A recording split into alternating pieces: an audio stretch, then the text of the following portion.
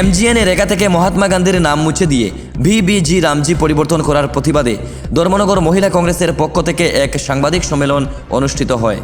আজ ২৬শে জানুয়ারি সন্ধ্যা ৭ ঘটিকায় উত্তর ত্রিপুরা জেলার জেলা কংগ্রেস ভবনে মহিলা কংগ্রেসের ডাকে অনুষ্ঠিত হয় এক সাংবাদিক সম্মেলন। আজকের এই সাংবাদিক সম্মেলনে উপস্থিত ছিলেন রাজ্য মহিলা কংগ্রেসের সম্পাদিকা সেলি সিনহা, উত্তর ত্রিপুরা জেলা কংগ্রেসের মহিলা সহ সভানেত্রী গৌরী ভট্টাচার্য ও শুক্লানাথ।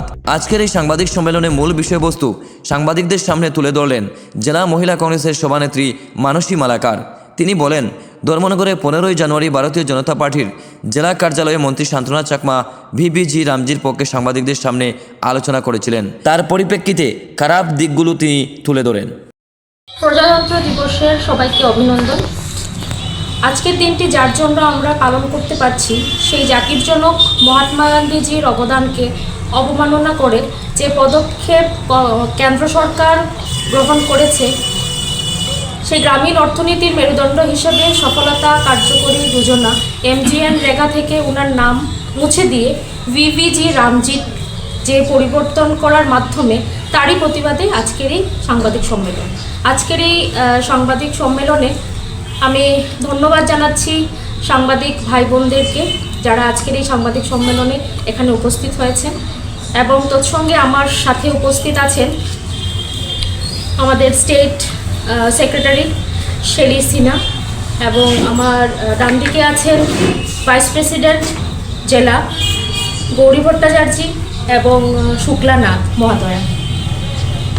আপনারা জানেন, বিগত কিছুদিন আগে আমাদের মন্ত্রী মহোদয়া উনি এসে সাংবাদিক সম্মেলন করে এমজিএন রেগার ব্যর্থ প্রকল্প হিসেবে বলে গেছেন। ওনাকে আমি কিছু জিনিস জানান দেওয়ার আছে। ওনার সরকার থেকেই আমরা পেয়েছি, আমাদের কংগ্রেস থেকে নয়, তার সঙ্গে যারা অন্যান্য দল আছেন, বিরোধী দল, ওনাদের কাছ থেকে নয়, ওনার সরকার থেকে পাওয়া কিছু তথ্য আমি ওনার সাথে একটু শেয়ার করতে চাইছি সংবাদ ভাই বোনদের মাধ্যমে। 2018 থেকে 19-এ 105.92 কোটি টাকার নয়ছয় হয়েছে। ওনার হয়তো সেটা জানার আছে, উনি একটু জেনে নিন ওনার সরকার থেকে। 2020 থেকে 2020 এবং 21 সালে 41.94 কোটি টাকার করোনাকালে, যখন পুরো দেশ অর্থের অভাবে ভুগছিল, কর্মের অভাবে ভুগছিল, তখন সেই টাকা নয়ছয় হয়েছে। 2019-2020-এ 38.13 কোটি টাকার নয়ছয় হয়েছে। 2021-2022-এ 8.70 কোটি টাকার নয়ছয় হয়েছে। 2022-2023-এ 7.77 কোটি টাকার নয়ছয় হয়েছে। 2023-2024-এ 18.7 কোটি টাকার নয়ছয় হয়েছে, এবং 2024-2025 23.89 কোটি টাকার নয়ছয় হয়েছে, এবং চলতি 2025-2026-এ 9.71 কোটি টাকার নয়ছয় হয়েছে। উনি যে ব্যর্থ প্রকল্প এমজিএন রেগাকে বলেছেন এবং মহাত্মা গান্ধীর নামকে সরিয়ে দিয়ে ভিবিজি রামজি সেটা করেছেন, সেটার ওনাদের শুধুমাত্র তুলে ধরেছেন যে 100 দিনের কাজের গ্যারেন্টি ছিল, সেটা এখন 125 দিন হয়েছে।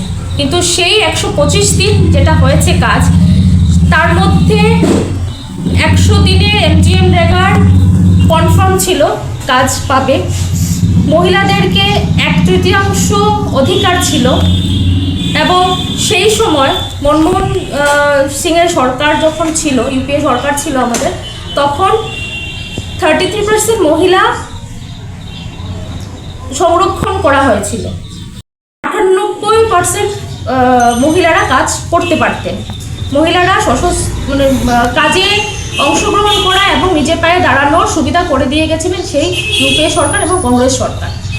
কিন্তু এই এখন কেন্দ্রীয় সরকার, বিজেপি সরকার, সেইগুলোর শুধুমাত্র নাম পরিবর্তন করে, এবং উনি বলেছেন যে মাননীয় মন্ত্রী বলেছেন যে শুধুমাত্র মানুষের গ্রামীণ মানুষদের কাছে আমরা ভুল বার্তা পৌঁছাচ্ছি যে ওনারা কাজ পাবেন না, কাজ করতে দেওয়া হবে না। উনি এই তথ্যগুলো ওনার সরকারের দেওয়া উনি ঘেটে সেগুলো একটু যাচাই করে নিতে আমি সাংবাদিক ভাই বোনদের মাধ্যমে ওনাকে অনুরোধ করছি। আমরা ভুল বার্তা দিচ্ছি না, আপনাদের সরকার থেকে পাওয়া কথাগুলোই আপনাদেরকে বলছি। দ্বিতীয়ত উনি বলতে চাইছেন যেরকম ছিল সেরকমই থাকবে, কিন্তু এখন আরও বেশি দিনের কাজ করতে পারবে, কোনো আইনি অধিকার দেওয়া হবে না। কাজ 125 দিনের হলে ওনারা যদি মনে করেন তাহলে কাজ পাবেন। আগের মতো যদি কাজ দেওয়া হয় না, যে অধিকার ছিল MGNREGAতে, যদি কাজ কোনো কারণে দেওয়া হয় না তাহলে ওনাকে পেনশন দেওয়া হবে।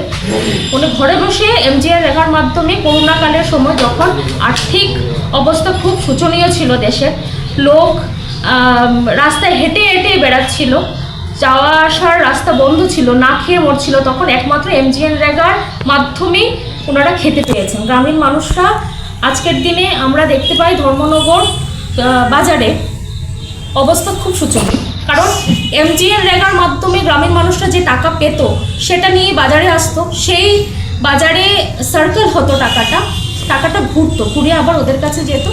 এটা ভালো উন্নতির পথ ছিল। তো সেটা উনি মহিলাদের, একজন মহিলা মন্ত্রী হিসেবে উনি মহিলাদের সুবিধার কথা কিছু বললেন না। উনি আরও বলেছেন কোনো কাজ হয়নি। 2006-এ এই প্রকল্পটা শুধু নামে হয়েছে, বাকি কিছু হয়নি। কিন্তু 2018 থেকে এই প্রকল্পটা 2006 থেকে স্টার্ট হয়েছিল MGNREGA, এবং 2025 পর্যন্ত গ্যারেন্টি ছিল এই কাজগুলো পাবে MGNREGAর মাধ্যমে। এই সুবিধাগুলো লোক পেয়েছে।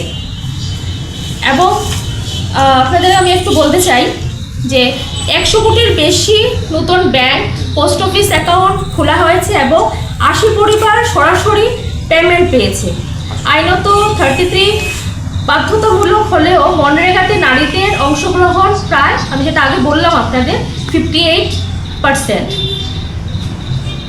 186 লক্ষেরও বেশি কাজ সম্পন্ন হয়েছে, যার মাধ্যমে জল সংরক্ষণ, গ্রামীণ রাস্তা ও কৃষি পরিকাঠামো অন্যতম। প্রযুক্তির ব্যবহার করে 6.13 কোটির বেশি সম্পদের জিও ট্যাগ করা হয়েছে।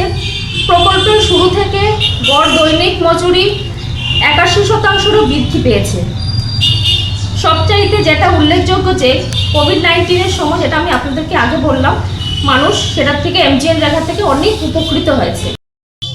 এত কিছুর পরেও বর্তমান ভারতীয় জনতা পার্টির সরকার, যার আজ পর্যন্ত কংগ্রেসের আমলের জনমুখী যোজনাগুলি আর কিছুর জায়গার নাম পরিবর্তন করা ছাড়া সাধারণ জনগণের স্বার্থে কিছুই করেনি, তাদের দ্বারা জাতির জনকের এই অপমান আর জনবিরোধী বিবিজি রামজি প্রকল্পের বিরুদ্ধে মহিলা কংগ্রেস এবং জাতীয় কংগ্রেসের লড়াই আমরা চালিয়ে যাব।